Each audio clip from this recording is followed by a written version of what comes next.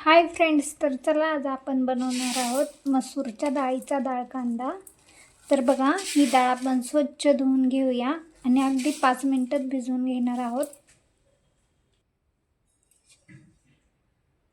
चला तर मग चांगली धुवून घेऊया।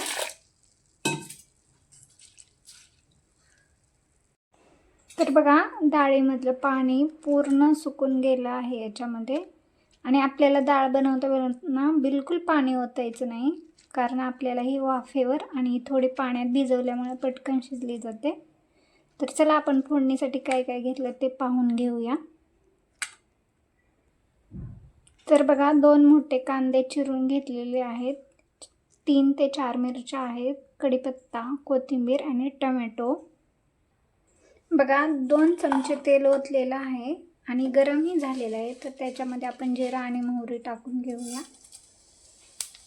त्यानंतर कढीपत्ता, त्यानंतर घेतलेल्या मिरच्या हे चांगलं तेलामध्ये फ्राय करून घेऊया आणि त्यानंतर कांदा एकदम ब्राऊन होईपर्यंत आपण तळून घेऊया।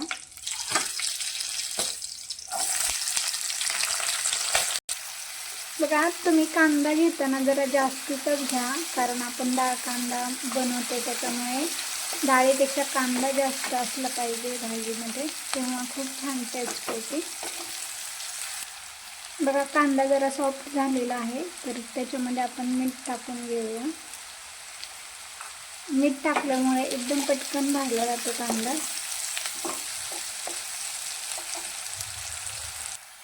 बघा, ही रेसिपी तुम्ही एकदा नक्की ट्राय करा, खूप इझी आहे आणि लहान मुलांना तर डब्याला खूप आवडते।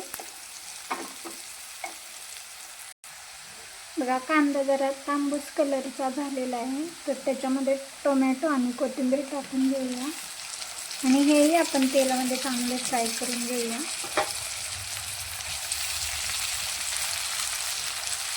बारीक गॅसवरती आपण हवा ठेवून देऊया, म्हणजे टोमॅटो अगदी सॉफ्ट होईल। मग 2 मिनिटं याला आपण झाकून ठेवूया। चला तर याला एकदा मिक्स करून घेऊया, झाकून ठेवून देऊया।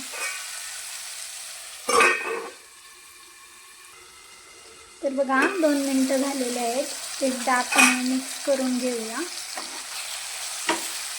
आणि त्यानंतर हळद, थोडंसं नमक आणि काळा मसाला टाकून घेऊया।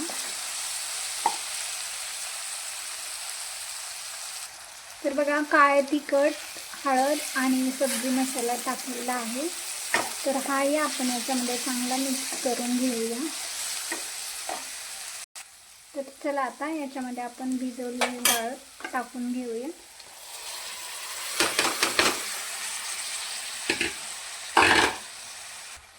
तर चांगले मिक्स करून घेऊया आपण आणि झाकण ठेवून 5 मिनिटं ठेवून देऊया। अगदी 5 मिनिटामध्ये वाफेवरती होऊन जाईल आपली। एकदम बारीक गॅसवरती ठेवूया।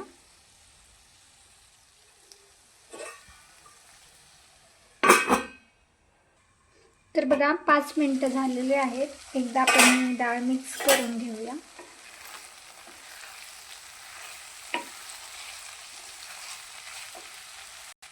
बघा, या डाळीमध्ये तुम्हाला शेंगदाणा कूट पाहिजे असेल तर तुम्ही टाकू शकता आणि थोडा रस्सा जरी बनवायचा असेल तरी पाणी ओतून बनवू शकता। आता इथे आपण सुक्काच बनवणार आहोत। चला, डाळ थोडीशी कच्ची वाटते, त्याच्यामुळे आणखी 2 मिनिटं आपण झाकून ठेवूया।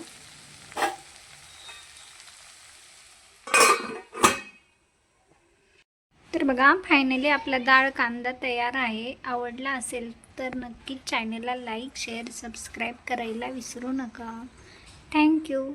दिसायला हा जेवढा छान दिसतो ना, तसंच खायलाही खूप टेस्टी आणि चवदार लागतो।